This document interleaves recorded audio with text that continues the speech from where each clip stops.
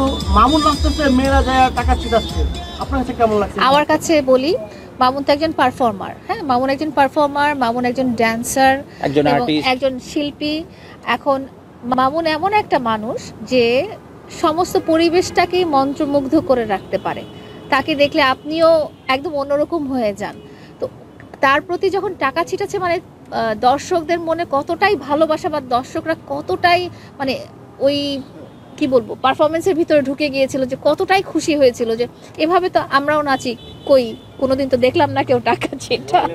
একটা অ্যাডাল্ট মানুষকে, একটা সুস্থ সবল সুন্দর মস্তিষ্কের মানুষকে কেউ কিন্তু কেড়ে নিতে পারে না, বা তার উপর জোর জবরদস্তি করতে পারে না। এটা হচ্ছে প্রথম কথা। এবং ব্যবসায়িক সম্পর্ক এবং ব্যক্তিগত সম্পর্কের মাঝখানে সবসময় একটা লাইন থাকে, এই জিনিসটা হচ্ছে দ্বিতীয় কথা। তৃতীয় কথা হচ্ছে যে কেউ কাউকে কেড়ে নিয়ে কি করবে। মামুনের যখনই কোনো ভালো কিছু হয়, তখনই আমি খুব ভালো ফিল করি। শূন্যতা, একাকিত্ব, ওইটা ব্যক্তিগত জায়গায় ওটা তো থাকবেই। একটা মানুষের সাথে এত বছর ছিলাম, ওইটা তো আলাদা ব্যাপার।